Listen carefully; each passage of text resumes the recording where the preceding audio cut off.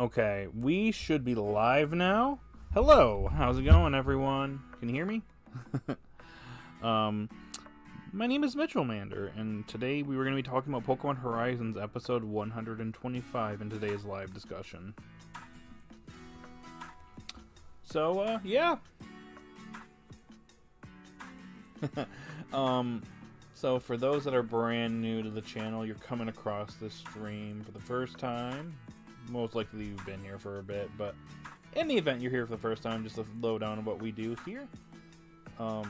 Typically for the first 5-ish, maybe 10 minutes, I let the chat show up and just chill for a little bit. After which I'll give a summary of the episode, my thoughts on the episode, give a rating to the episode, and then I hand it over to the chat. And we talk about pretty much the episode, the next episode, what we think is happening next, various different things throughout the stream. Usually go on about an hour and a half, though lately I've been kind of trying to keep it towards maybe an hour, since most people kind of leave before we get to like the hour and a half mark anyway. So probably going to be shooting for just like roughly 1 hour streams going forward, maybe a little bit more if it's a particularly heavy episode. Granted, this one was a heavy episode, so we might go on for a bit, but we'll see. Also, the music you hear in the background comes from a separate stream, the Video Game Study Lounge from Game Chops. It is basically lo-fi remixes of video game music, along with some originals sprinkled in here and there. Typically you'll hear stuff from Pokemon, Zelda, Mario, Final Fantasy, Persona, Earthbound, Undertale, like any popular video game series out there, you'll probably hear it in the background. It's cool stuff, you should check it out sometime. Anywho, let's see who's here. Looks like Sharon's here, hello. Pokefans here, hello. Kilowattrol got to shine in this episode, yep, more on that in a little bit. Yep.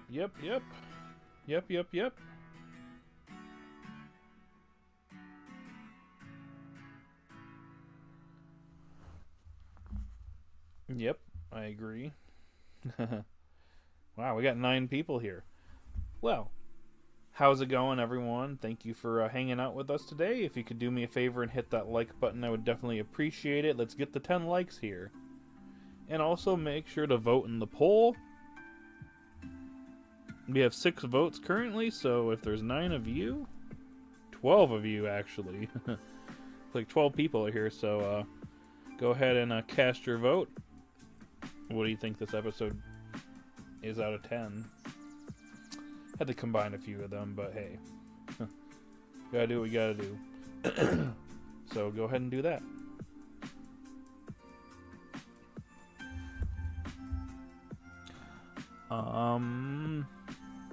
Glad we saved the heroes this go around. Spinel is such a pain in the burn, the bum, for what he did with that editing software. Yeah, more on that in a minute. We know Armarouge has a fire Terra type from that special preview. Yep. Oh my gosh, did Kilowattrol finally learn a new move? Oh my gosh, this is a miracle. I know, right? Kilowattrol fans, rise up. Our boy finally got the shine for once. By the way, what's up, Super Plush Productions?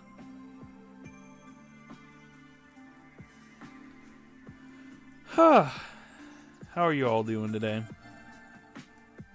At the very end of January, somehow already 1 month into 2026.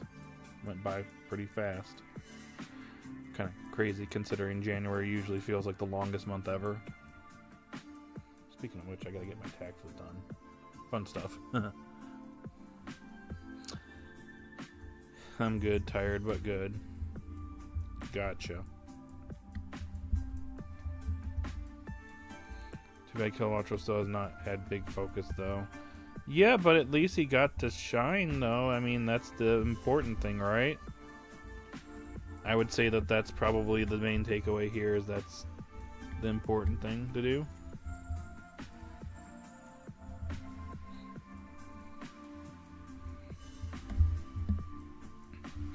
We got rid of Spark for Supercell Slam, probably since Roy thought that that was Spark. So I'm gonna go ahead and start going over this episode.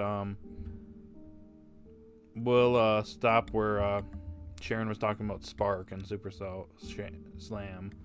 So I will resume with the chat once I'm done with my little summary here. You can go ahead and leave your comments in the chat. But I'm just going to give, I guess, a brief summary of this episode, at least as fast as I can go through this. So, a continuation from the previous episode, we have the explorers separating out each of the Risingville tacklers and facing off against the hero Pokemon one by one. It's their way of dividing and conquering, because when they work together, they are very troublesome, but apparently dividing them up is the better strategy here. I don't know about that, considering how things turned out, but more on that in a second. But it's pretty much an uphill battle, as our heroes are facing the hero Pokemon on super strong spheres, so it's definitely an uphill battle, and all of them are struggling. All of them are struggling. Liko is constantly Meowscarada and Heatherine are constantly taking damage, but Heatherine is healing Meowscarada up, but eventually Heatherine goes down, but uses Healing Wish to bring back Meowscarada. You have Dot that's struggling against Orbolivia. Quaxwell goes down relatively soon, forcing her to take out Goldango. And it's Goldango and Tinkaton that have to kind of carry here. Roy has Skeledirge and Kilowattrel versus Galarian Moltres, and they're struggling quite a bit, and Skeledirge has the disadvantage against Galarian Moltres. Yeah, not good odds for Skeledirge here. You have Alt's Dragonite, since Sableye down, versus Gouging Fire. And at first, Alt thinks he's got the advantage here, but it turns out that Gouging Fire has learned... what was it? I believe it was...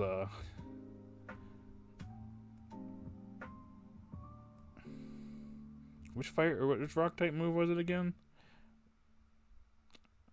I can't remember off the top of my head. Sorry. Kind of just lost my train of thought there. It was... Ancient Power. Excuse me. And, yeah, did some super effective damage to Dragonite.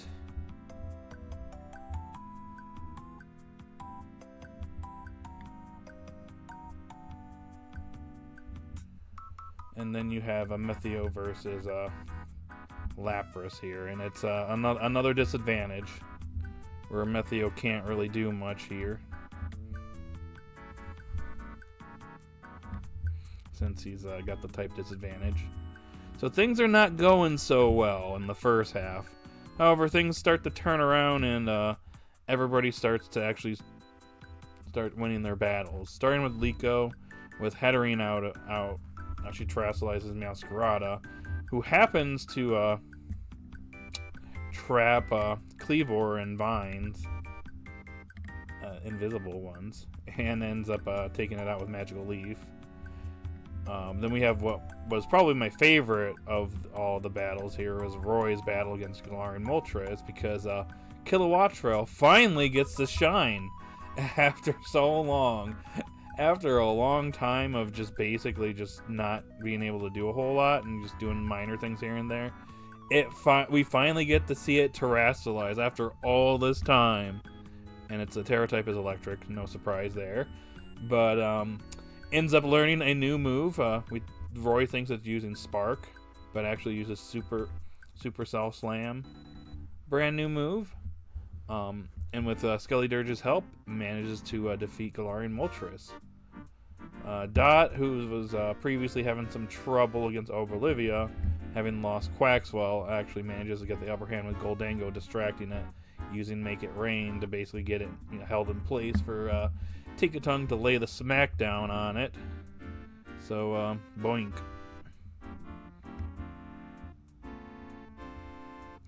And then we got Alt, who's actually using his head for once. At first, he doesn't know anything about gouging fire because it's not in his Pokedex, and then it seems like he needs to look up Dragonite's moves a little bit better, but he actually does something smart for once. Uses Twister to turn ancient power back on gouging fire, taking it down, which I thought was wow. Okay, all. It seems like you kind of learned a thing or two from the Blueberry Academy. It seems like Lacey's mental training with you, bore some fruit. So cool. And then lastly, we have Amethio's battle. He's still struggling against Lapras, but does something very smart by actually taking 50% Zygarde, taking it back down to its 10% form, so then it becomes a lot more nimble, manages to land a Core Enforcer on Lapras and takes it out. So, and they end up breaking out of the traps there they were in. So, yeah, it looks like things are going their way. However, Spinel tries to force them the hero Pokemon to use Strong Spheres again, even though notably Songo and Onix actually speak back. They're like, dude, they're at their limit. We can't push them anymore. Like, if we do this is going to basically cause serious harm to them. But Spinel, along with Agate and then Rubella and Indy, don't care. They're like, nope, keep going. So Songo and Onix reluctantly use the Strong Spheres on the hero Pokemon, and they all start rampaging and actually attacking each other, which means their bonds are completely gone. So, yeah, this is not good. We are officially not in good territory. However, Terapagos, seeing as it didn't get like taken out or anything, manages to do something similar to what was done in Rakua, and showcases all the memories that the hero Pokemon had. So they remember their bonds with one another. Terapagos takes away the Rakurium and terrestrializes all of them. And interesting enough, we actually get their Terra types. Orbolivia's is normal, Moltres is dark, Lapras is ice, Kleavor is bug, and then Gouging Fire is rock. So is this the Terra types that are going to be utilized in the final battle for these? Or do we have the types for these ones? And then Rayquaza's got Dragon, so is that 6? We just need 12 after this point? Guess we'll find out soon enough.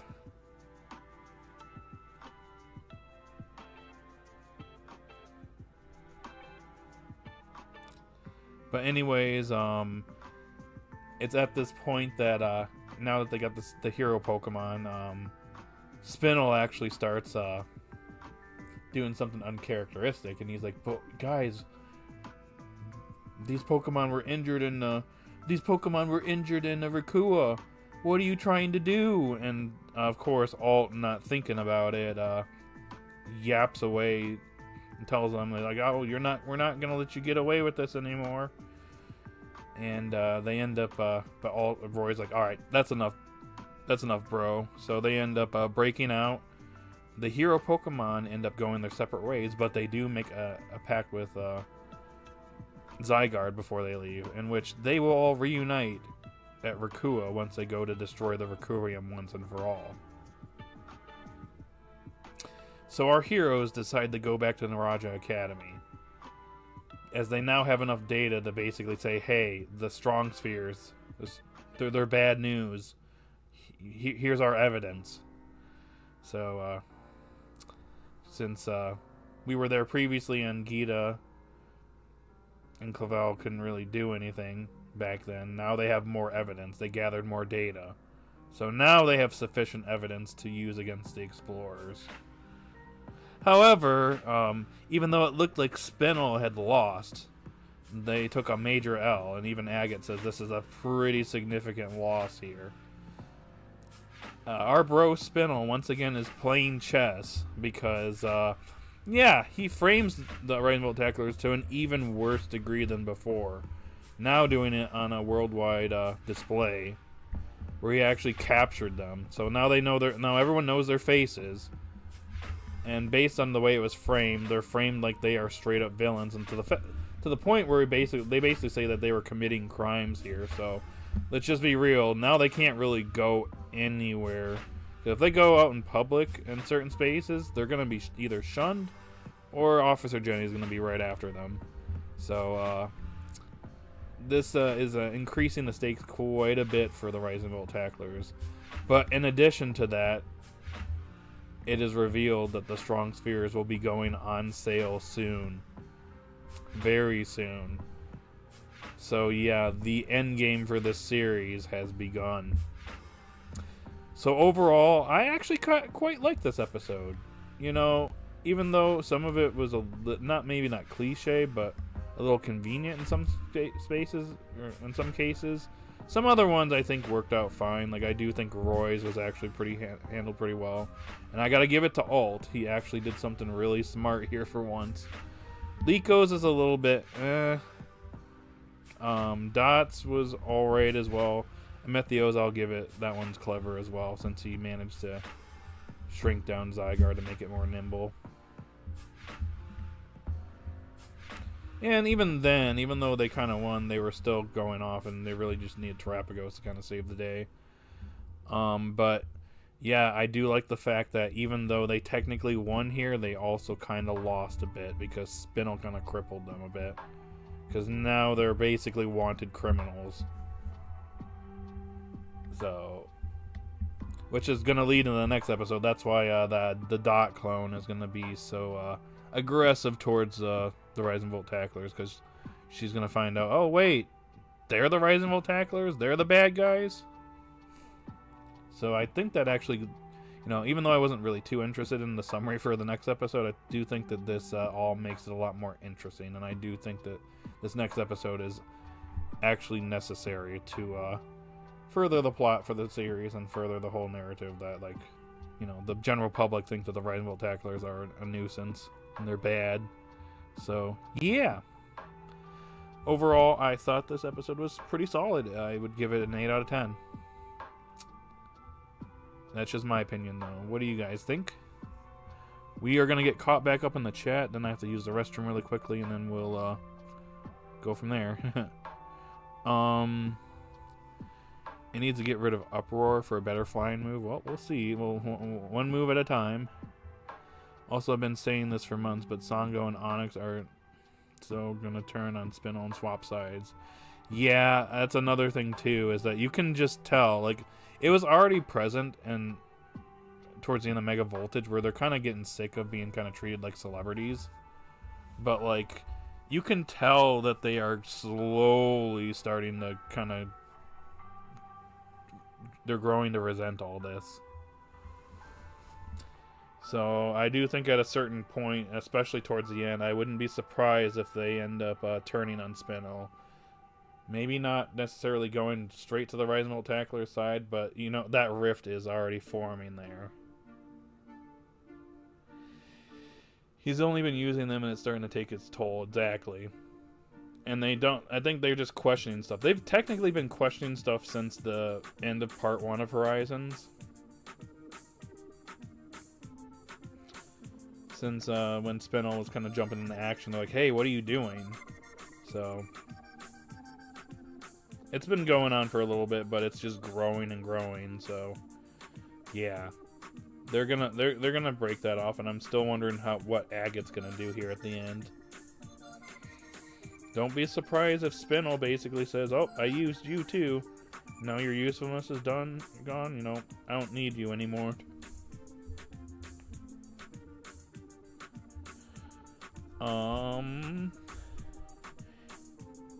It was interesting that Skeledirge used his bird to power up Skilowattrel. Yeah, I thought that was pretty neat. Skeledirge was in a very disadvantaged, I mean, Skeledirge and Kilowattrel still got knocked out. Yeah, but they did take out their opponent, so I think that's what matters the most. And you gotta, like, really kind of keep this in mind.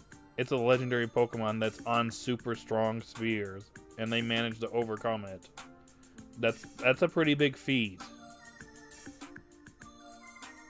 Even if they had to work together to basically pull it off, it's still a pretty big feat. Alt's Dragonite has a Twister as a move, yep. Hey Thomas, the series suffered from only 3 years. Liko and Roy were brand new trainers with a complex plot. The characters and plot needed more time to breathe. I feel that things went too fast since the time skip. I do think since the time skip they've gone a little bit rather fast. I feel like the pacing was better earlier in Horizons. I think some people didn't like it at first because it was slow, but then it started getting fast.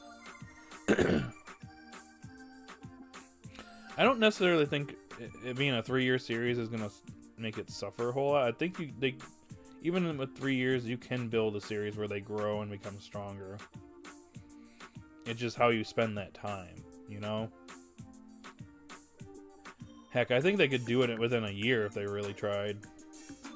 If we were to compress the series down to a seasonal format. But yeah. You also got to keep in mind, again, they are going up against strong trainers and legendary Pokemon that they were just not ready for. So that's going to make them stronger.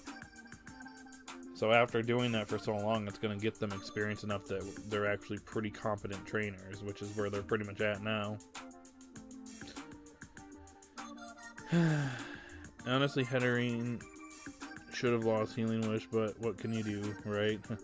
Miraculous 365, 9 out of 10 Spinel put the right attack was on the run and Alt needed to shut his mouth near the end of the episode. Nah, he's just a yapper, dude. Can't help himself.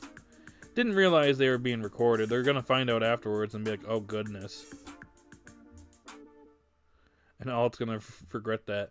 You know, this makes me wonder if, like, Emma could actually come back into the series, because if this was broadcast worldwide, she definitely saw that. So maybe we'll see her in her more modern design. They did use smart strategies. Yep. Sango Onyx need to reform. Rayquaza has Flying Terra. Does it? I thought it was Dragon. Okay, maybe I'm wrong.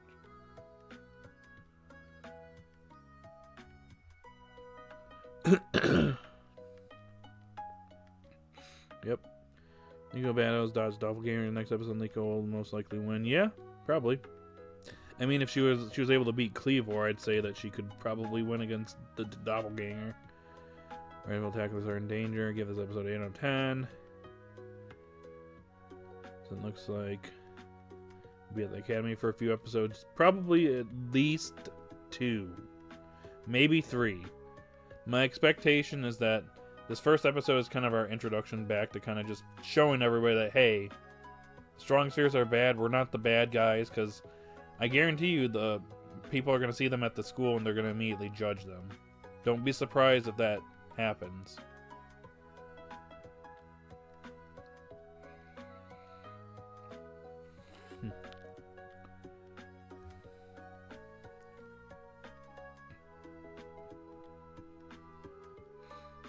So yeah. But then the next episode will probably be the battles against Nimona and probably Penny. If they shove it into one singular episode, otherwise they might be their own episodes. Then we'll probably go and find Anne, maybe Diana, and then we have the battle against Rayquaza again. And then after that, it pretty much is setting up the end game for the series at that point. Unless there's like something else we need to do before then. Unless we get like a 7th arc here. I'm not really sure what's going on right now with the series, but we are rapidly approaching the end, or at least we're approaching the final battle. Rex, hey, what's going on? Loved Kilowattrel's Terra animation and Skelly Dirge's combo and Liko and Roy's lines to Spinel after saving the 6 hero Pokemon were so cool. As a huge Liko and Roy shipper, I was thrilled. The whole episode was awesome. Okay. I didn't really catch like moments between the two, but yeah. It was cool.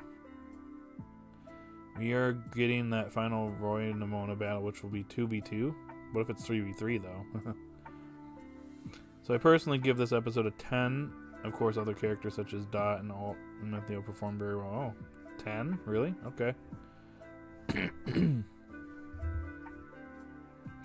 I love that Skellydirge's bird is technically its own Pokemon with its own personality, and is rather a symbolic relationship instead of just being purely part of Skellydirge that can move.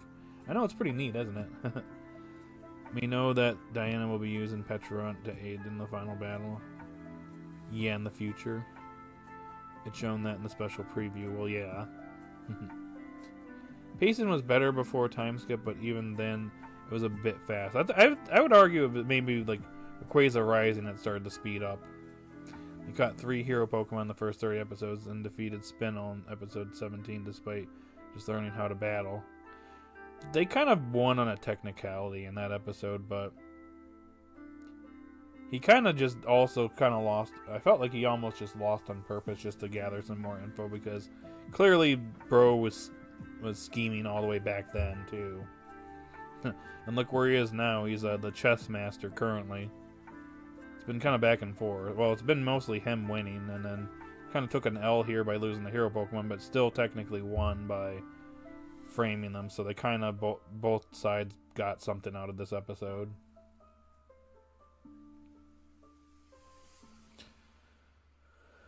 So Penny will use Vaporeon and Sylveon to battle Dot. Quaxwell will have trouble in the battle, and I think Dot should use Goldango in that battle. Quaxwell could probably be having some issues there. I do think that it's going to be evolving soon, and I do think that that battle would be an opportune time for its evolution. Armarouge does have the type of disadvantage against Samurott in the Liko and Ann battle. Correct. Guys, give me 1 second. I'm going to just use the restroom very quickly. I'll be right back. In the meantime, if you haven't already, hit the like button and vote in the poll. I'll be right back. Sorry, guys.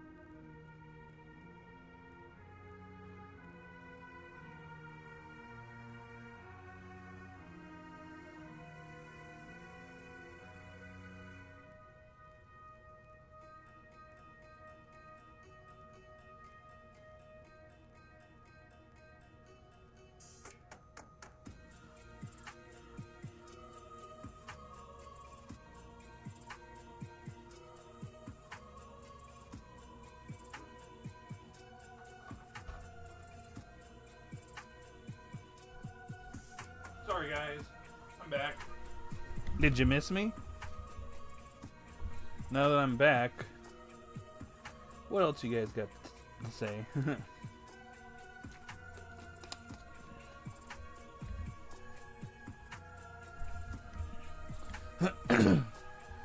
Alright, let me get situated here.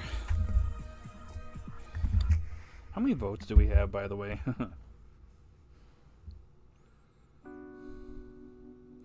13, nice. We beat last week's stream and votes. So remember to vote. 10-9 is currently winning. 64% of the votes. 8-7, 36. The other two categories have no votes.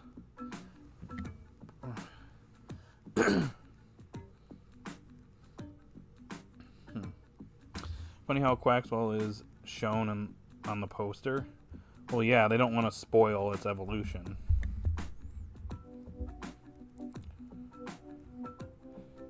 Even though some of us already know that it's inevitable that it's going to be happening here pretty soon, but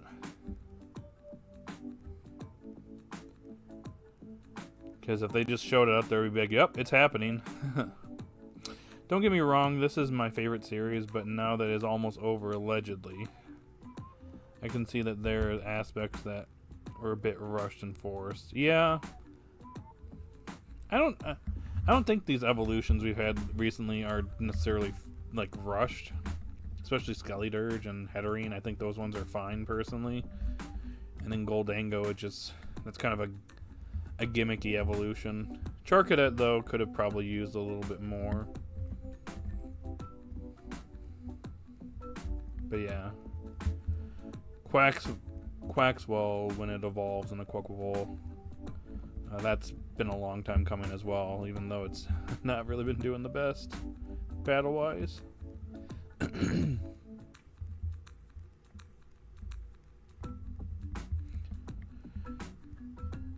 Yeah, I think the thing about it is when it comes to like whether this series is going to be ending sooner or later, it's really difficult to say, but like based on like what's going on now, it's pretty clear where we're heading now. I mean, the stakes have kind of been risen up. We saved the hero Pokemon, but at what cost? The Rising Volt Tacklers are now framed, even worse than they were before. There's a lot of public scrutiny against them, and allegedly they committed crimes, so they might even have like warrants for their arrest out there. So they might not be able to stay in one place for a very long time. They can't really go out into public really anymore without being like noticed, because they were straight up filmed there. So they're kind of in a bit of a pickle.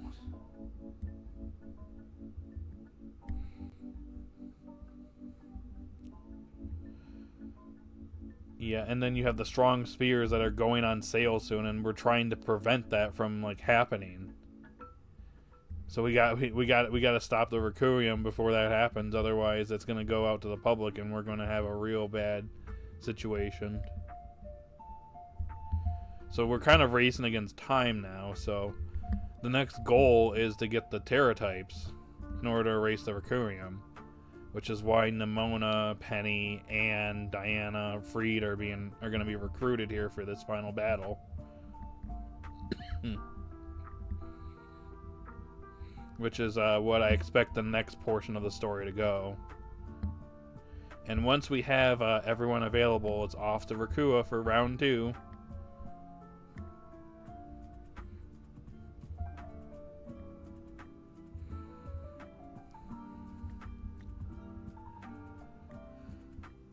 I'm trying to think what I was getting at this, but that trailer that we just got yesterday and the poster, I believe that those are the immediate episodes that we are getting going into February and March. Maybe March. Like I said, I expect maybe 2 to 3 episodes at Naraja Academy. Because the first episode is going to be probably establishing to the community that we're not bad guys. And showing that to Dot's Dot's doppelganger. Then Roy versus Nemona and Dot versus Penny, and the area that looks like where the Elite Four battles take place in the game. So that's probably following that, and then after that, probably going to find Anne. Whether it's going back to Blueberry Academy or she's back at Indigo Academy, whatever the case, we'll have Liko's final battle with her. Then maybe something with Diana, maybe like a final battle for Liko against her grandmother. Maybe. We'll see. I don't know about another battle against Freed. I think he'll just kind of be joining us. And then battling Rayquaza again, which could lead to Roy either catching it or just agreeing to go with us. Who knows? But we all know that this is immediately coming. So, for all we know, the Rising Again arc, this is pretty much the end of the Rising Again arc, and then the next arc after this is the finale. I don't know. I can't predict anything. I'm not saying anything here. Don't take my word as gospel. But there's a chance that you know, what we got in that poster, it's basically just leading us to the finale. Because we have a goal now. And then once we kind of accomplish all our immediate goals here, then Arc 7 could happen, and that's the finale.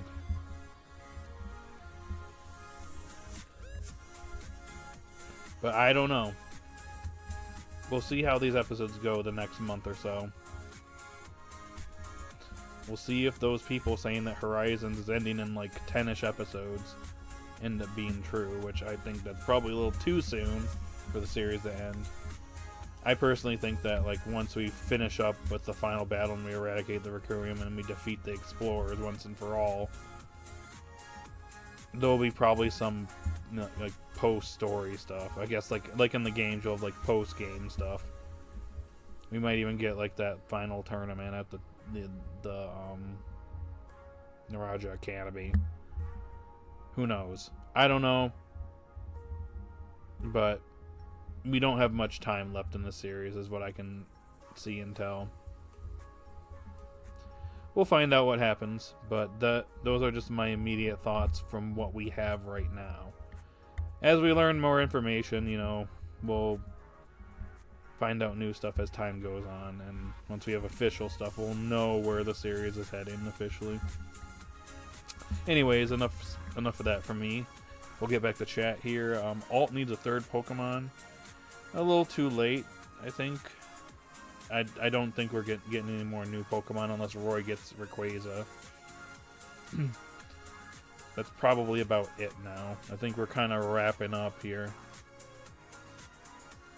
Other posters have spoiled evolutions like the one with Tinkatuff.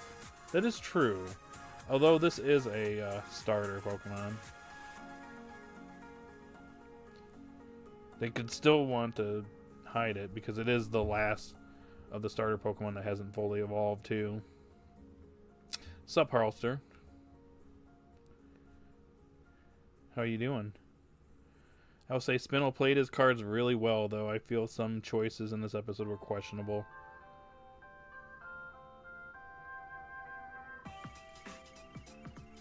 Yeah, I'm curious as to what choices do you think were questionable. There's a couple that were a little bit iffy on me, mainly with Liko and mainly how Liko beat Cleavor.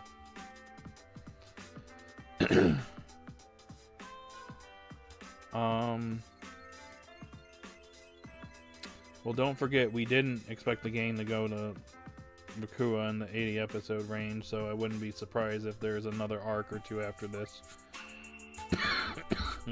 Excuse me. I think Arven will come after the Spinel battle. I hope so. We're kind of cutting it close, man. We're cutting it real close towards the end of the series. Maybe like 20-25 episodes. Hard to say. Like I said, we got a few episodes here to kind of lead us into the finale, to the final battle. But then afterwards, I think there's going to be maybe a couple episodes to kind of wrap up the characters' stories. Whether the characters go their separate ways or they just travel across the world in the Brave Visagi. Not sure. We'll find out soon enough, right? Give this episode a 7 out of 10, though I'm close to giving it a 6 out of 10. So I'm open to reasons why this episode was a 6 rather than a 7. Okay. I see what you did there, Harlster. A 6 or a 7. No way. Israel. Hey, what's going on? I have a feeling Spinel will try to capture the 6 hero Pokemon again since they're free. You think so? It might be a little bit tricky since they've kind of gone out into the wild, and it might be a little bit hard to track them down, but we'll see. So, hey, what's up, Kelsey? Is the next arc the last one for Horizons? Unknown. But once we have official information, I will be reporting on that, so I'll let you know when I have more info. I mean, you think maybe 20-25 episodes? Maybe. That's if we go into if we have another arc after this.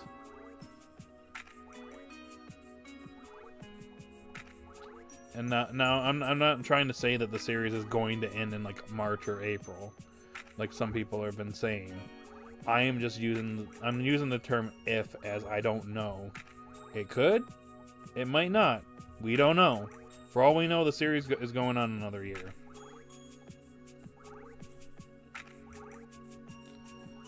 I'm just putting it out there. I know for a fact that Roy will catch Rayquaza. In the beginning of the series, he mentioned something about returning home riding Rayquaza, or something like that. I guess we'll see what happens. Rayquaza is a wild Pokemon now. I'm glad he didn't get it at the end of Rayquaza. He's got to prove himself worthy to Rayquaza, and I gotta say, if he does have Rayquaza, yeah, just give him the trophy. Just make him like league champion wherever he goes, because that level 1000 Rayquaza, yeah, he ain't losing. I'm doing good. How about you? How's everyone actually? I'm doing pretty good. Slightly under the weather, not too ill, but just a slight, small smidget of a cold. But I'm good. Other than that, just chilling. Gonna have a game night tonight with my buds. Should be fun. Well, first Gen 10 has to be announced. Exactly. You said the magic word, Thomas. Just because I've been seeing some people saying that the Gen 10 anime is gonna happen like sooner than the games come out. And I am reluctant to believe that, because I believe the only time that actually ever happened was Johto, but I almost want to say that's on like a technicality too, just because, well, that was earlier in the anime's history.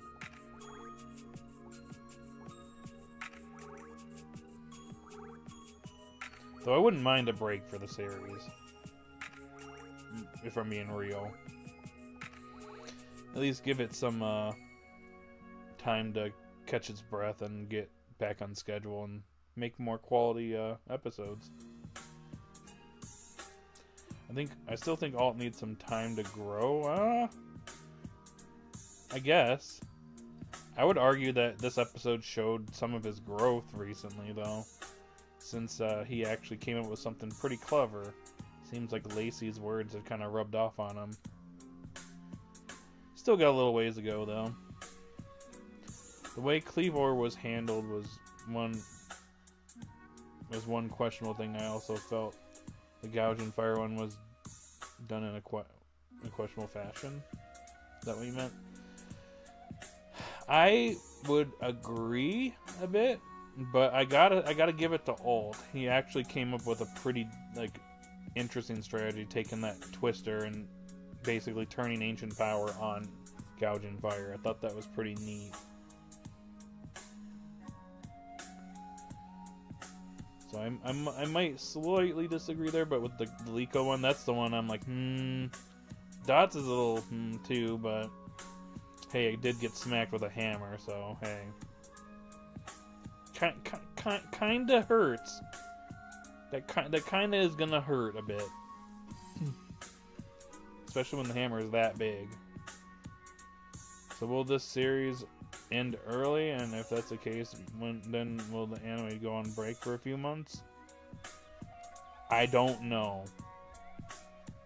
If it did happen, I'm just saying that might give the series a little chance to kind of catch its breath for a bit.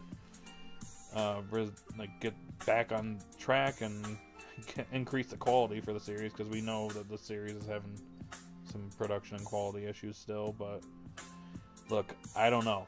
I'm not an expert. I don't know what's right or wrong in this case, but weekly series have been kind of dropping off left and right, so I wouldn't be surprised if we get a scenario one day where the Pokemon anime is in a seasonal format. Just look at One Piece. Didn't think that was going to happen until the series actually ended. I despise that 6 and the other number meme so much. How and why did that come into existence?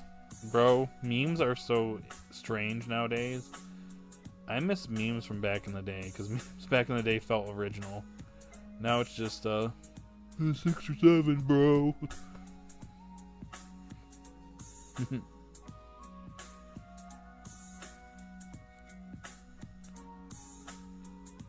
Who knows? My friends' kids are into it. My nephews started getting into it, and I'm like, oh, good lord, please help me. Help me, please. Anyways, back on track.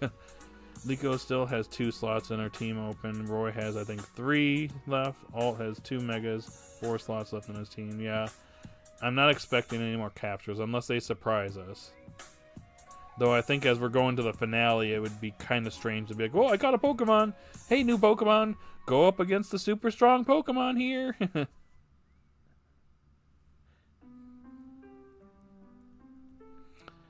I just think that Horizons has more of a story. Maybe some more episodes are needed. I don't know. I mean, we're 125 episodes in the series. How many more episodes do you think we need? I would also say Gouging Fire being a rock Terra conveniently would be a questionable decision. However, I can let that one go because it was kind of hinted towards with it knowing Ancient Power. I think they made a mention that like that was kind of like the super strong spheres kind of took it back to its more feral days back in the day, back in ancient times. Kind of neat. Not gonna lie. And speaking of not gonna lie, Quaxwell definitely needs to evolve soon. Because poor dude keeps getting the worst type-up matches and is losing, sadly. Yeah. I would really appreciate it if Dot and Iono had another battle, but I don't think that's happening at this point. Unless there's a tournament at the end of this all and they actually have a battle and Dot wins this time. That'd be cool. Just saying. If, and that's a big if, the series ends early, do you think Ash will return for the Gen 10 anime? It would make a little bit of sense. No. Personally, Ash's story is done. It would feel forced if he came back, if I'm being honest. In my opinion, with Horizons kind of setting this new precedent, I kind of want the anime to just do original things moving forward. That being said, I wouldn't mind a return to form for the 30th anniversary when it comes to the series format.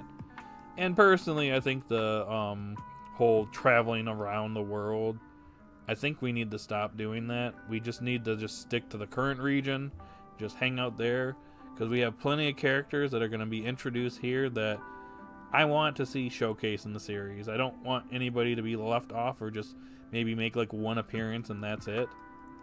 We don't need any of that anymore. I want the current series to cover the current region and current mons. And then maybe have some, obviously, your popular ones like Pikachu and Eevee and stuff like that. But we're going to have a brand new set of mons here, a brand new region, brand new characters. Focus on them. Have new characters, give them new goals, while also, like, maybe having somewhat of a return to form. Maybe having a new character that wants to... I almost want to say, have one character that wants to challenge the league. Have one character that wants to do, like, something anime original. And then maybe have a character that does like whatever the gimmick in the next games are. I think that would be kind of nice, but that's just me. Who knows? Man, I'm never going to catch up on the chat. I mean, a miniseries lasting for a few months would be nice. Maybe. If anything, it would just be the round out Liko, Roy, Dot, and Old. I will say I find it funny the one time Alt actually listened to advice and tried to use his Pokedex to learn more. It's on one of the Pokemon that the Pokedex has no idea about. I know, isn't that funny? Then he's like, well, Dragonite, what other moves you got? Please, you're holding out on me, bud. Please, we're about to get KO'd here and we might be done for.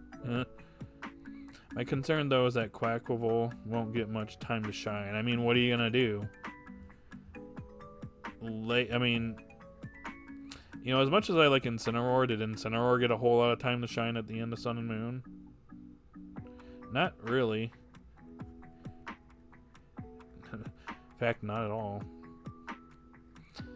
Yeah, but I would like the next series to be a bit more chill with a slightly looser plot in which the Pokemon get a little more focus. Keep a linear storyline, but let it breathe more. High school series, please. We'll see. I think a Pokemon high school series could be interesting. I will be here for 126 review. Speaking of the 126 live discussion, that won't be next Saturday. It will be Sunday. As I will be gone that day. Unless something changes. I know Saturday is going to be a particularly cold day, so what I might be doing could be canceled. And if it is canceled, we'll have it on Saturday. If not, it's going to be Sunday. So FYI. But I'll let you know in the chat or in a post. I mean, with the past series, I get why certain Pokemon did not fully evolve. Now that you do bring it up, the way Olivia was somewhat questionable, because part of me can believe it, since I view it as one of the weaker ones of the 6, which focuses on support. Yeah. It was kind of silly that, like, Goldango was just basically, like, outmaneuvering it like crazy, but then again, like, it does get smacked by a big hammer, which that's gonna hurt a little bit. It's portrayed pretty big, so I mean, getting hit by that is not gonna feel so good, even if you're a legendary. In the miniseries, aim to be a Pokemon master. We finally got what it means to be a Pokemon master, to be friends with all Pokemon, so maybe. Yeah, that miniseries was okay, though. Some episodes were good, some were not so good. They had that whole Latios thing that didn't really amount to a whole lot, but yeah. I want a Pokemon high school series where the main supporting character that has a shiny black Charizard. Everybody gets Charizards. You get a Charizard, I get a Charizard, we all get Charizards. And guess what? There's going to be a new Charizard form in the next games. Spoiler! However, and then I recall back to a battle where it was one that was one-shotting all the Pokemon, like Mega Dragonite, so, you know what? Now that I think about it, it was a very questionable decision. And I get that they trained a bit, and Dolt's not Dot. I call it Alt Dolt. Alt is actually using his brain for once here, which, like I said, it shows that he picked up a thing or two from Lacey here. Though I don't think that's going to necessarily bridge the gap. I think the difference, though, is that, like, in the previous battle, it was kind of a free-for-all almost. Whereas here, it's self-contained, and they're basically battling one hero Pokemon each. Which I think is personally the Explorer's downfall here, because they were handling it just fine beforehand. And even if they got extra training, they were still probably in a position to still potentially win. But, yeah, because in the previous time, like, they'd be doing, like, decently against one hero, then another one shows up and, like, ruins what they're, like, doing. They don't really have that issue in this battle, too. That's another thing to kind of think about. That way, it gives them a little bit more time to strategize against them. So that's one thing I could point to give like an actual point to this battle here. The Explorer Spinel didn't really plan this one out, although he did get that footage of them. So I don't know, maybe it was his plan all along to let them go. He was playing chess after all. In a Pokemon High School series, have it be a heavy character-focused series of Pokemon also get in focus. Wasn't the Sun and Moon series kind of like that? The Pokemon school? I mean, yeah. Almost like a Pokemon elementary school, though. I wouldn't mind it, though. Based on the battle at the end, the Mega Voltage Arbolivier was the strongest of the 5. Dang, it's not even legendary. Ash should have caught Latias, yeah. I don't like any Pokemon Master because as a standalone series, it's fine. In fact, it's quite enjoyable, but the fact that it's Ash's final episodes really put a sour taste in my mouth. Yeah, that's kind of my problem too. It just the problem, the thing about it is like I kind of knew from the beginning when when the series that shall not be named was announced, I had this gut feeling that this was the end for Ash. I had a gut feeling because I'm like, they're calling it Pocket Monsters. We're going full circle. We're going back to previous regions. As soon as we started meeting previous characters, it was just like, it was more validating to me that I'm like, yep, this feels like we're kind of just wrapping things up. And even then in that series, like, even though some things were done right, there's a lot that was done wrong. And then we got this mini-series at the end, which on one hand brings back Brock and Misty, who were not present in the series that shall not be named. But yeah, it unfortunately, like, yeah, it almost felt like there was no direction. But like, if you view it as its own thing, it's like, yeah, it's pretty good. Besides the whole Latias thing, but and some other aspects of it were kind of cool, like seeing Lapras and Squirtle again. Silent showed up for that little bit, amongst other things. But yeah, it kind of just felt like an abrupt end. But at a certain point, it's like, what can you do with his character at that point? He just won, like, the championship against allegedly the strongest, like, champion in the world. Like, what's next? Are you gonna go for Arceus? I just feel like it kind of reached its natural end. And although Ash is definitely a character that you can, pull from still, the way that they've set it up for him losing constantly for years, it was setting up a bad precedent where it's like, oh, well, he's going to go in the region and he's going to lose again. Whoop-de-doo. So once he finally won, it was like, okay, what do you do next, Yeah. I don't want to go any further since that's not what this stream's for, but yeah. Maybe I've been thinking about doing, like, streams where we do, like, general anipoke discussions, or even, like, general, like, anime discussions for, like, anything. I was thinking about doing that and implementing that in, like, maybe, like, Monday nights or something like that. Kind of replace the Mario Kart streams I used to do. But I haven't decided on that. But if that's something that you guys would be interested in, let me know.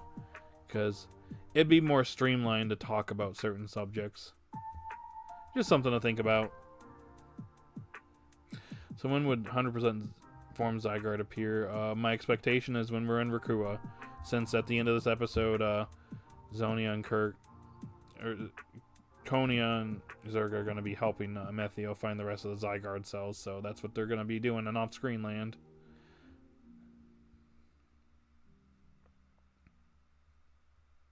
To be fair, the goal of framing them further was probably Spinel's goal from the beginning, because now he has actual proof of them doing bad things. And that's the thing that's kind of interesting, that you brought up actual proof. You're right. He has, like, he's framing them. He's like, here they are. Here's their faces. So everyone's going to know who they are. At the same time, Liko and the others have actual data and actual proof now that the strong spheres are bad. That's what they say at the end of this episode. They're like, we got it. We got enough data. Time to go back to the Naraja Academy. Tell Gita and Clavel that, hey, we got all the data. Take a look at all this stuff. Now are you going to, like, get behind this? So it's kind of working, too. It's kind of interesting. They both kind of had, they both have actual proof, but, one presented by the good guys and one presented by the villains, but the villains are reversing them. Kind of interesting if you think about it. So this arc will be over by April, then what? Typically these arcs, my expectation is this arc's done in March, though. Because that's when the previous arcs have been going. That's how arcs 2 and 4 ended. They ended in March. Just remember that. Like when Ash lost to Misty after becoming world champion. Yeah, they don't talk about that. But then again, it was not one of his... It was not one of his champion level team members, though. Yeah, I remember that. Not a weakling, but yeah. I can't keep up with the chat, guys.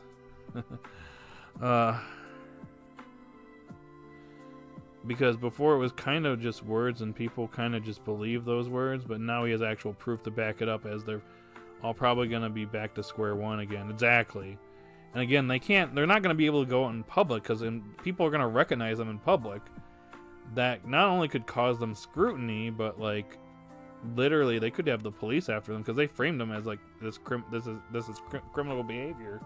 So they might be in some deep trouble if they get caught. So they can't go out in the public anymore. So that's what makes things a little bit more interesting. That's why I'm saying the stakes are rising even more. I'll say it was interesting to see Sidon or Sango. I'm sorry, I gotta call them their Japanese name, Sango and Onyx. Kind of hesitating to use the strong spheres on the already defeated hero Pokemon. Yep, it's showing that they're definitely disagreeing with Spinel more and more.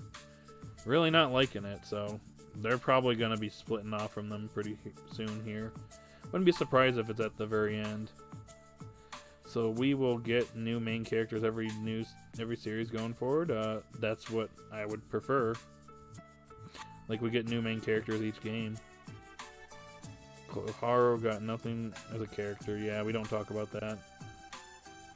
They gave her an Eevee for marketing and only in the end not to have anything given to it. Yeah, we don't talk about that.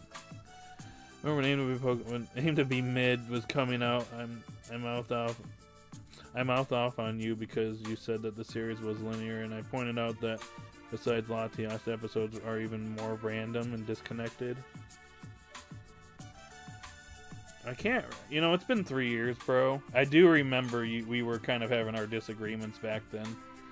Although, you gotta kind of put it in my perspective. I was kind of a little bitter at that point because I kind of was not really too pleased with how the series had gone.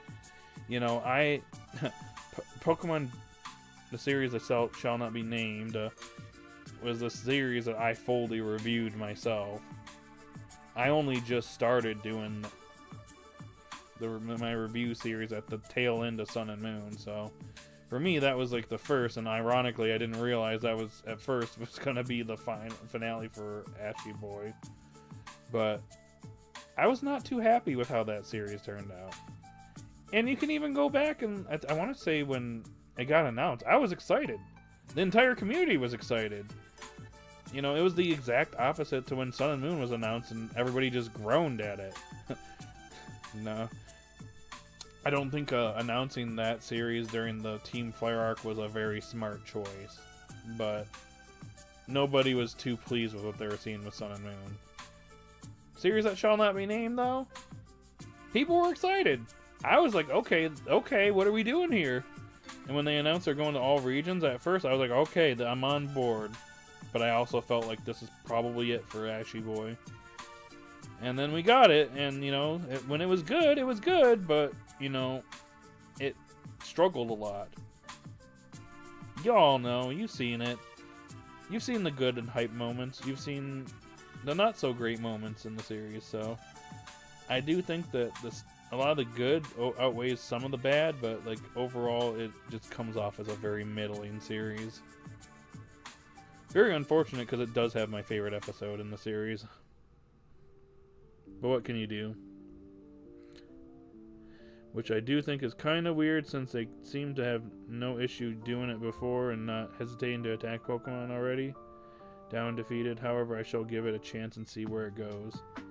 It could be them slowly changing over time too.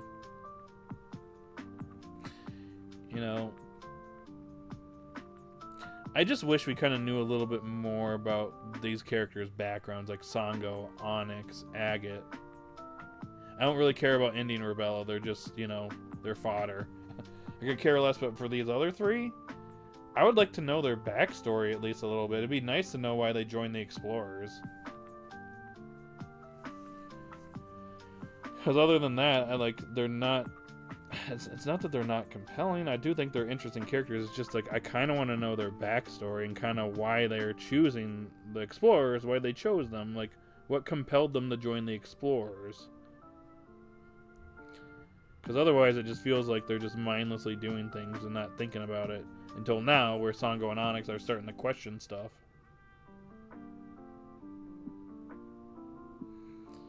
So, yeah, I don't know. It would have been nice, but hey, who knows? Maybe we could get something before the end, but I don't know. Okay. Korok should have caught Galarian Ponyta and should have caught a couple other Pokemon. Yeah, I agree with that one. Get why your Emperor did not evolve because it's more marketable than its evolution. Yeah, it makes sense. I think Ash's Corphish should have evolved, and a Snivy and Pignite should have fully evolved. I don't know about Snivy, but Pignite for sure. Really nice to have an Emboar. Also, Palpitoad should have evolved, and Voldair should have also evolved. Scraggy should have evolved. Hey, Megastone. Megastone X. How you doing? Welcome in. Dang. We are 1 hour into this. I told you. This one's a heavy one, so I figured this one would go on past an hour. I'm still struggling to keep up with the chat today. Y'all are awesome. Before I continue, I just want to say, if you do me a favor and hit that like button. Wow, we're actually at 11 likes. Can we maybe push this to 15 if you haven't already liked it? Though if you've liked the video already, then you're good. You've done your part. But vote in the poll. We are currently sitting at 22 votes. Holy crap. That's the most votes. That's the highest number of votes we've gotten in a while. Nice. Thank you guys. You guys are awesome.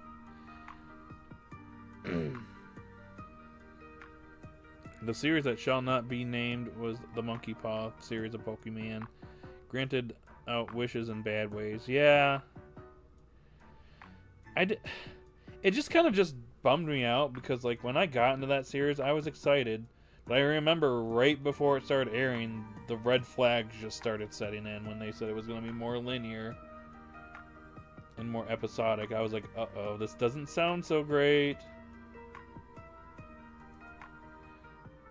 But and then it started out fine, and then, you know, yeah. Don't need to say any more. I mean, getting another Amethio focus episode this arc would be nice. Actually, you know, if we are going into a 7th arc, it would be cool if we did get an episode where it shows him finding Zygarde cells and maybe having a little bit more character for him. That'd be cool. Like him gathering enough cells for 100% Zygarde. Yes, 100% Zygarde uses Core Enforcer and Spinel and kills him? Okay. That would be crazy. Though if anyone's gonna destroy Spinel, it's gotta be Amethio though. Hi Pikachu 165i. Let's not spam, please. I get that you're into that ship, but let's not do that. Please and thanks. Though, if you wanted to stick around and like maybe have a chat with us, we're having a pretty chill conversation here. You can contribute if you want to. Just don't do that, please and thanks. Did you see the new preview for Pokemon Horizons and the upcoming arc? What do you think about it? I mean, I did a video yesterday about it. I'm excited for it. I'm very interested to see where things go as we approach the final battle here. Gotta get these Terra types back at the Naraja Academy. Looks like we're having Nimona versus Roy, Dot versus Penny, likely their final battles unless there's something else afterwards. Interested to see how they go or how they're handled. Liko versus Anne again is going to be cool. Does look like we're going up against Rayquaza again, at least Roy is. I have to review the trailer again, but could be a final test for getting Rayquaza on board for this final battle. Yeah, I'm very interested to see where we go from here. I really like the poster. It's probably one of the coolest posters we've ever gotten.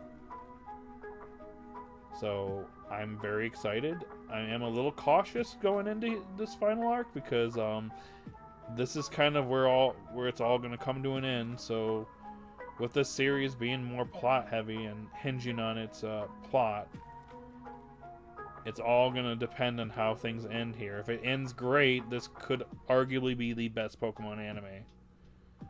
However, if it fumbles at the end, or it doesn't really hit as much as people want it to, this is where the series might stumble and might get kind of knocked down in a series ranking. If I were to rank all the anime right now, I have Pokemon Horizons either at 3 or 4 right now. when it comes to anipoke series. But a good finale could make it number 1, but a bad one could bring it down. If that makes sense. But I'm very interested to see how things come to an end here. I'm just hoping for the best. In the episode where Royd battles Terra Rayquaza, will he catch it in the episode, or will Rayquaza just travel with him to Rayquaza? Depends on what we're doing here. It could be just Rayquaza testing him. But if this is a legitimate battle, there is a legitimate shot that Roy could actually catch Rayquaza this time around. It might be a little bit more earned now compared to like earlier because, you know, he spent a little bit of time with Rayquaza before things went down at Mercua, and they had to escape, and it's resting at the Dragon's Den. So maybe, you know, it acknowledges him a little bit more, but it wants like a final battle here to just see how far he's come. I don't know. Hard to say. Be cool. I'll say it's interesting that all the Resident tacklers have their faces revealed except for Freed. I wonder if that will go anywhere. Maybe Freed doing some more undercover work. He could be doing something to maybe turn things on Spinel. Get a little taste of his own medicine, if you know what I mean. And then Spinel's the one that's under scrutiny. And then he goes to Poke Jail forever. Also, how would people respond to Roy catching and keeping Rayquaza? I expect the community to throw a fit.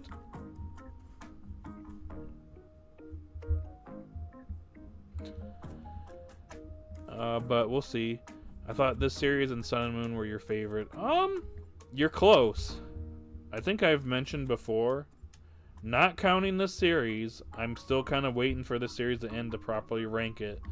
But my official Anipoke series rating goes as follows from bottom to top. The original series Johto portion is the bottom, in my opinion. Next is Best Wishes. Then the series that shall not be named is next on the list. And then AG. Then XY. And then, obviously, I'm not counting Horizons, but Horizons Part 1 would probably be right here. And then above it, I have currently Diamond and Pearl and Sun and Moon. That's my official... Well, actually, scratch that. I missed the original series. I actually think I would put, after X and Y, it would be original series to Kanto Orange Islands, then Horizons Part 1. Then Diamond and Pearl and Sun and Moon. Those are like my two favorite Anipoke series. I think Diamond and Pearl would have been the best if Tobias didn't exist, but yeah. And Ash vs. Paul was the finale, but yeah. Sun and Moon is number 1, though. Even though I do think there's some parts of Sun and Moon that are definitely weak, it is the most enjoyable Anipoke series, in my opinion. And as much as I've been enjoying Horizons, it's all going to depend on how this series ends. Like I said, if this series has a great ending, this could elevate it to number 1. But if it doesn't end on a great note, then it's going to fall a bit in my ranking.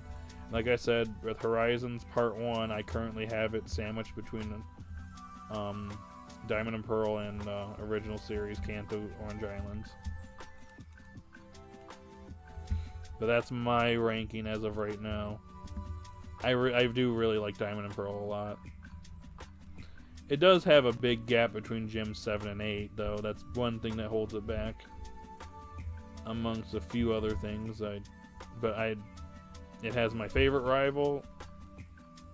It has one of my favorite leagues. Dawn's one of my favorite characters. Brock is Brock. No need to say there. I like a lot of the rivals in that series too. Outside of Paul, too. It's probably one of the stronger things in Best Wishes, but I'm still not a big fan of that series. But even still, I do like the rivals and DP. But yeah. Sun and Moon just has a very different feel, and it took a little bit for me to actually enjoy it a whole lot, but yeah. Okay. Yep.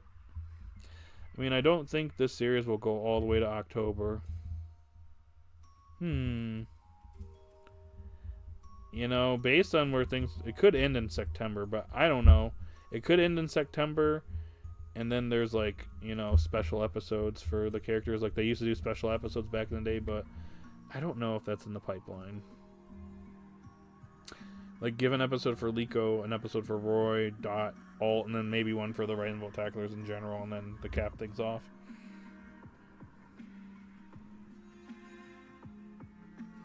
And let that fill the void until Gen 10 comes out. Diamond Pearl series are very good. I mean, Sun and Moon had too many main characters.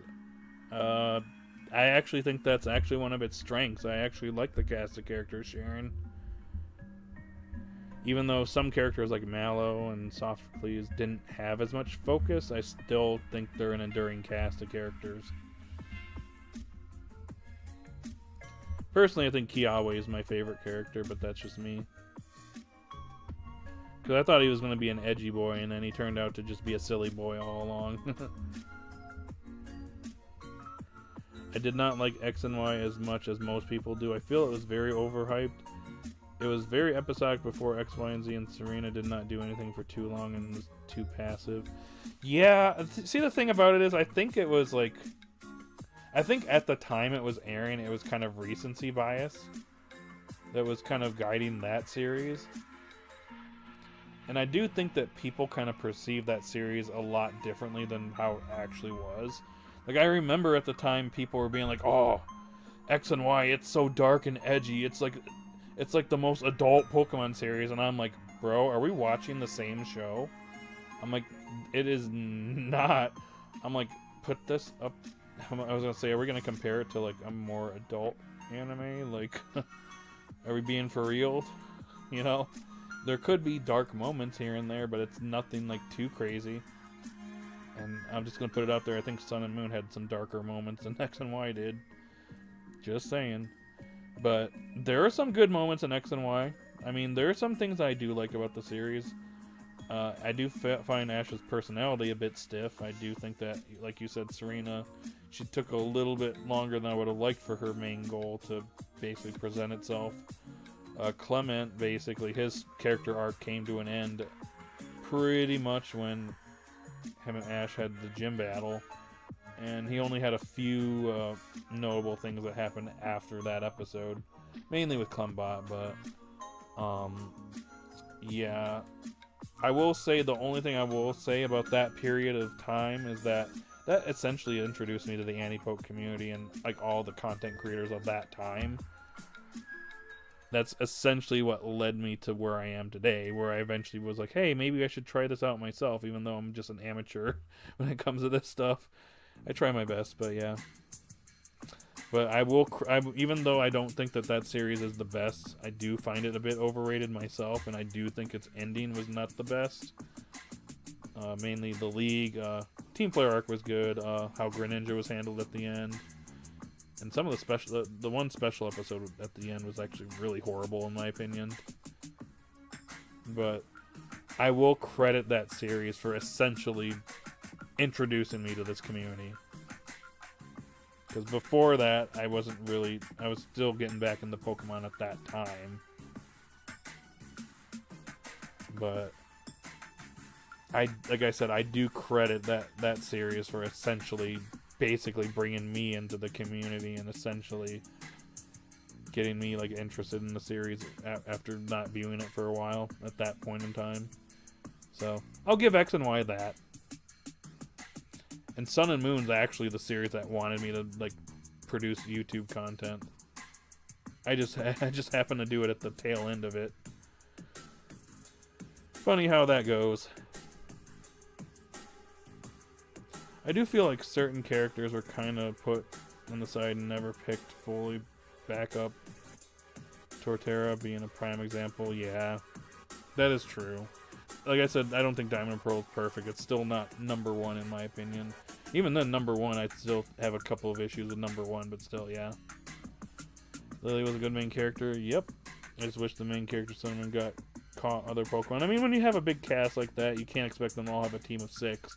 You're gonna have a 2-stack cast at that point. There's no way they'd be able to develop, like, meaningfully develop all those Pokemon. But I do think having a larger cast doesn't hurt the series. You'll find most X and Y Glazers only mainly talk about X, Y, and Z and don't bring up the show prior to that. Exactly! Exactly! You're right, dude! Like, every time I hear it, it's like always like, oh, X and Y and Z is the greatest Pokemon anime of all time. I'm like, so what about X and Y? Like, the previous 2 seasons? The first 2 years? Also, like, X and Y has an excellent first episode, then it kind of meanders for a little bit. And that's the best series? That's the best season? But yeah. I mean, Sun and Moon tackled death with the death of the old Stoutland. And also, the 1-star Pokemon, too. Remember that episode? That was a good one, too. Yeah, but the Stoutland one. That was one of the most emotional episodes on the series. That was actually one of my favorite episodes of that series, just because it was very heavy. And the way they handled it in a way that I thought was really well done and mature, honestly. Each one of them should have caught one of the 5 out of the 6 hero Pokemon and released them after defeating Spinel for good. Yeah, the only problem is I feel like people would probably not be too on board with that. They'd be like, oh, look at them. They just caught these, like, super strong Pokemon, and then they released them. Why'd they do that?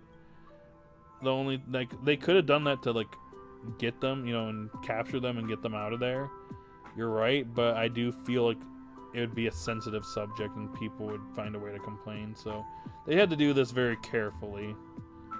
So I do think it was kind of maybe not necessarily sloppily handled, but it's pretty clear that Spinel basically was spinning that, and they were pretty much all in on it too. So when they left, they're like, okay, whatever, you know, this is a big loss for us, but hey, we got some ammo on them now. So yeah.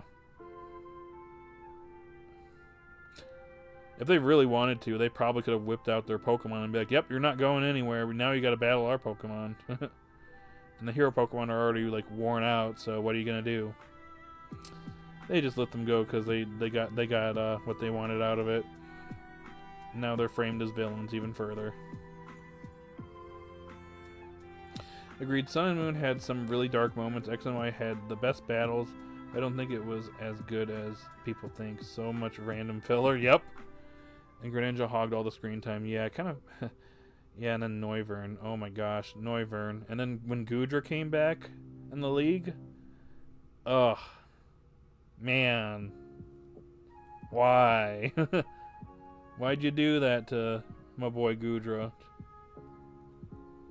I mean, Go was a waste of a character. His goal was just dumb. I wouldn't say Go was like a straight up waste of a character. I think that's a bit of a stretch, personally. He had a character. I mean, they did a decent amount with him. It's just that Project Mew was a bust. They definitely dropped the ball with that. I'm still kind of upset about that.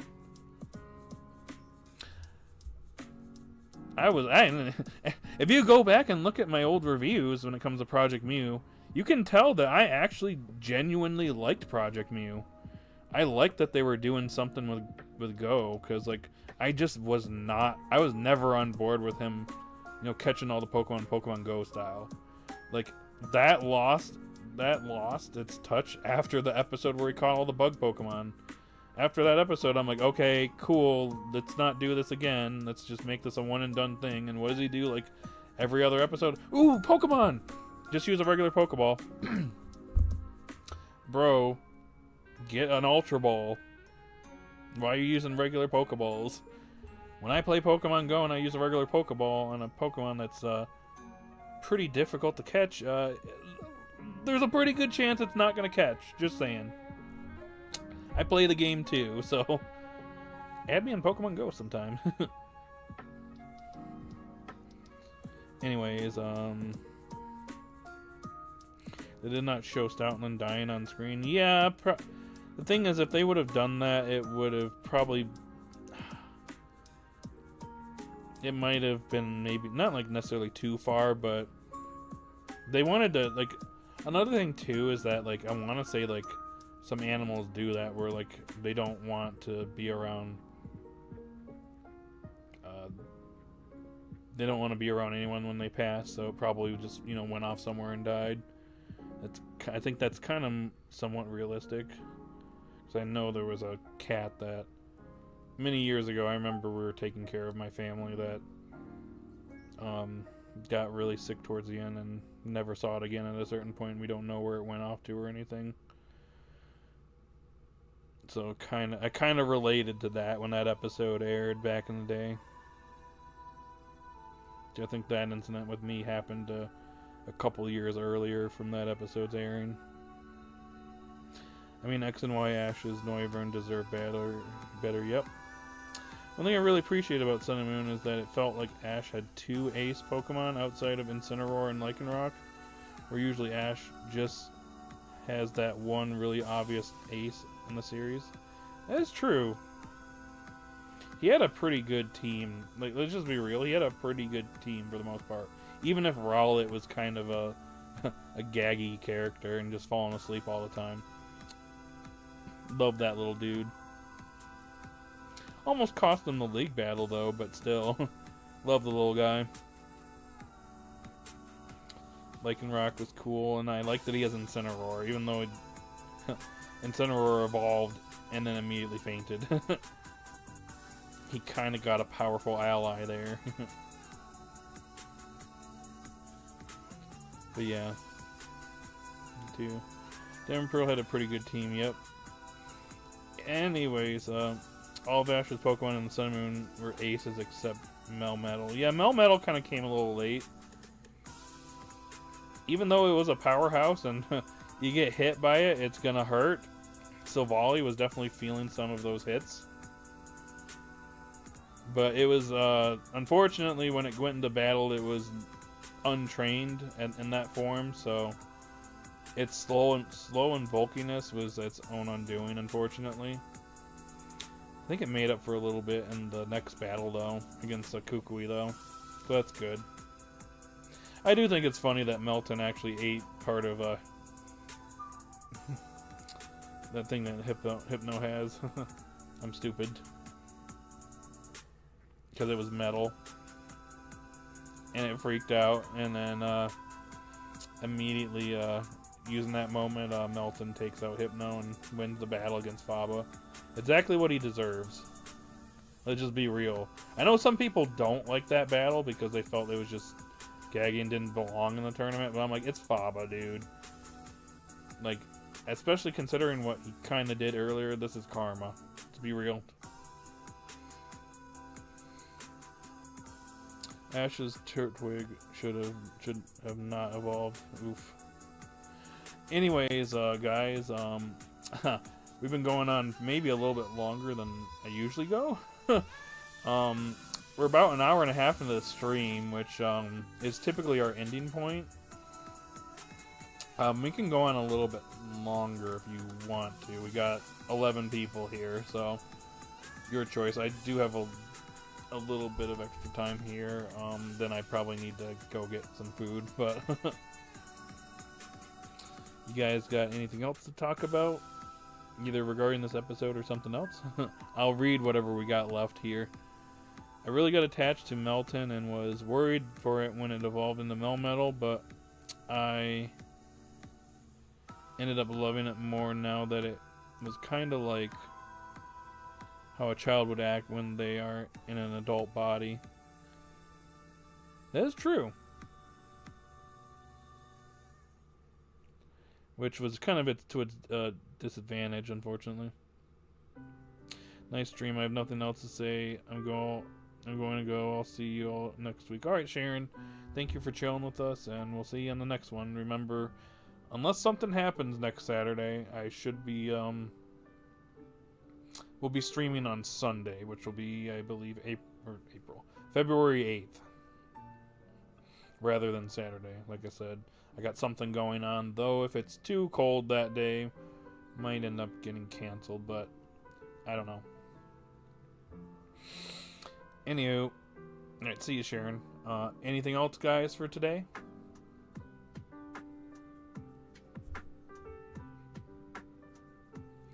I'm not gonna lie, guys. I lost track of time completely. I just looked up and I'm like, dude, it's 1:30. I can't believe it. This one was a heavier one just because this is a more plot important episode. Next week's stream is gonna be probably on the lighter side since it's, you know, Liko versus Dot's doppelganger. My only other issue with this episode was not specifically this episode's fault, but I do wish more training happened so that some of the heroes' defeat in this episode felt more justifiable. Yeah, I do think that, like, I still think the Blueberry Academy arc should have gone on maybe a little bit more. Dude, we had 3 characters at the very end of it show up that said nothing that, you know, could have totally been evolved here in the plot, but they didn't do it. Just saying. Literally could have done that.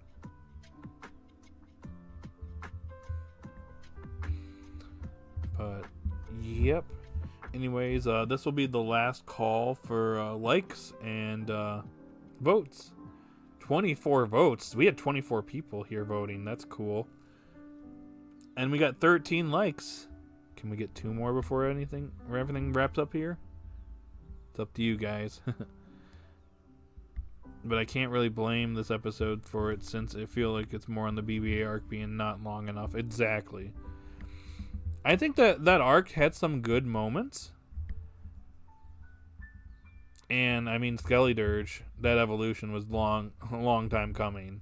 Just be real. But I just felt like it could have been a little bit longer. And, again, you have characters that you could have utilized more here. So, yeah. Kind of felt like we went right from that to the Exceed Museum to Freed coming back to where we're at now with us heading towards the end of the series. But yeah. Anyways, do I have nothing else left to say? Alrighty. Well, on that note, we're going to go ahead and wrap up today's stream. Went on a little bit longer than normal. But that's okay. We had a really good conversation today, and the fact that I lost track of time says that this was a very fruitful discussion. So I'm glad we had it today. Thank you guys for hanging out with me today. We'll go ahead and end this poll. We got 24 votes, and nobody voted for 6, 5, or lower than 5. So for all intents and purposes, this episode was very much liked. So I'm ending the poll. We're going to give this episode a 9 out of 10. Because you guys like this episode so much. I do have a few slight issues with the battle, mainly with Liko's portion and then a little bit of Dot's. I can excuse Ult a bit just because Bro was actually using his brain for once in the battle, so picked up a little, like I said before a couple times in the stream, picked a few things up from Lacey, that's for sure. So I can slightly excuse it. And yeah, it seemed like Spinel was just letting them get away, but he was playing chess by like, yep, I got the footage, and they were all in on it too. So I'm kind of surprised that the Rising World Tackler is like, hey, like, isn't it weird that they just kind of just let us go? But yeah. Anyways, that's it for today's stream. I've been taking kind of a break from gaming streams lately, besides the Genshin ones I did earlier in the month. But this week we're going to be starting a new Let's Play. It's not going to be a super long one, but we'll be starting a new one this upcoming week. And hopefully we'll be getting kind of back into more regular streams, since all my stuff that I've had going on this last week or so is finally behind me. So should be back in to normal territory here soon. So yeah. But yeah, that's it for today's stream and kind of what we're doing next week. So yeah. Anywho, guys, with that said, this stream is over. See ya, Hurlster. Pleasant afternoon or morning, depending on the time zones. Yep. I'll give my spiel here as I come to the end. So If you're still here, thank you so much for joining me today. I hope you have a great rest of the day, rest of the weekend. And guys, I'll see you later. Goodbye now.